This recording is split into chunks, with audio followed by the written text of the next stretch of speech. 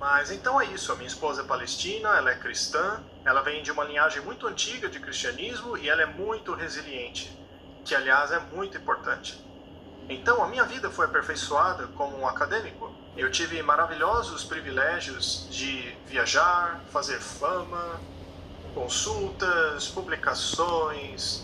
Eu era conhecido em praticamente todas as grandes instituições dos Estados Unidos. A minha reputação nessa área era realmente muito boa. Eu estava estudando como as funções do coração e dos rins se relacionam um com o outro quando a Covid-19 aconteceu.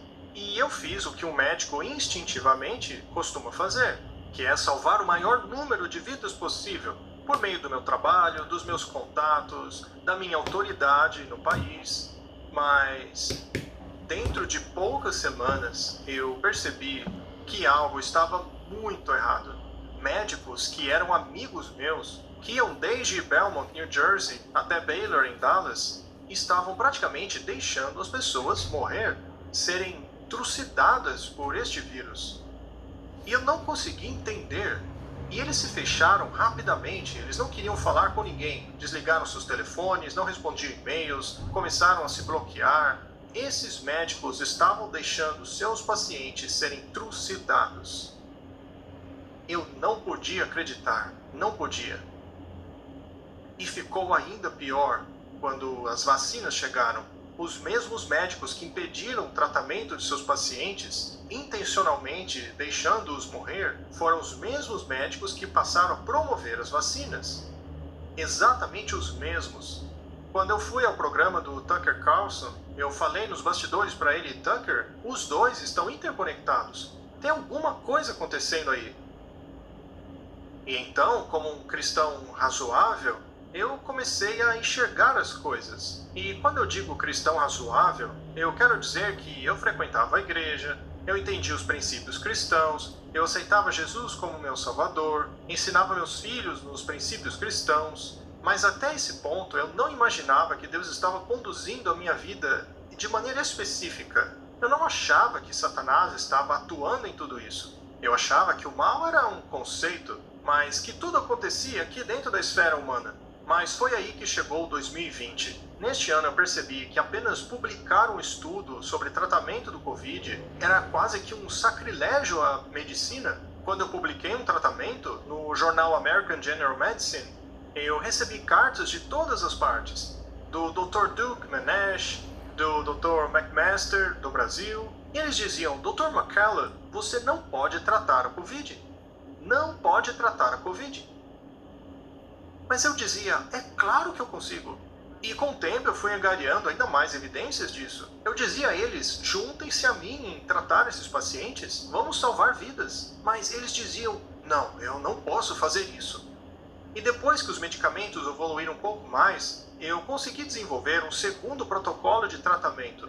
E lá no Hospital Baylor, nós temos o privilégio de publicar os papéis no Jornal Americano de Cardiologia praticamente em nossos escritórios. Então, nós organizamos os papéis para enviar os procedimentos para o centro médico da Universidade de Baylor. Nós passamos por todo o sistema de avaliação, nós lemos todos os comentários a respeito, eu fiz edições, o papel passou pela avaliação final para ser publicado, pagamos os impostos, tudo seguiu o procedimento. Tudo foi avaliado e escrutinado. Esse papel fará parte para sempre da medicina. E aconteceu que naquela época o Senado americano me convocou para falar, então eu tinha que apresentar a eles esse papel.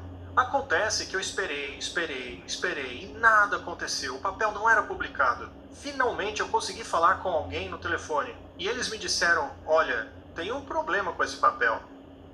Eu disse: problema? Se tivesse algum problema, isso teria sido pontuado 2 meses atrás. Esse protocolo já está pronto, já foi revisado, já foi julgado. Até mesmo os impostos foram pagos.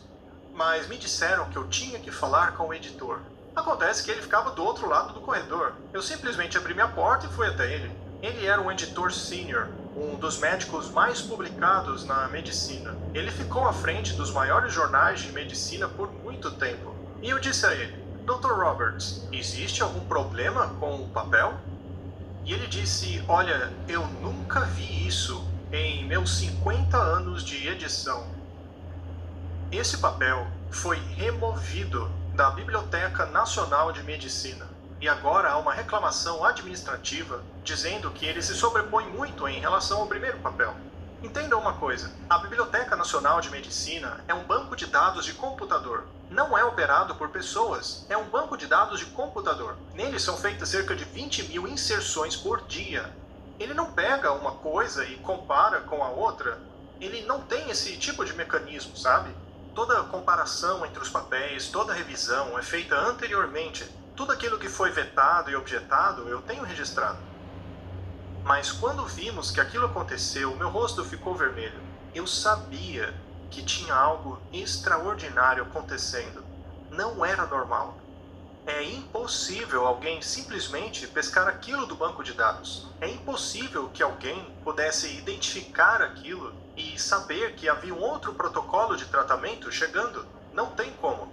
É fisicamente e tecnologicamente impossível.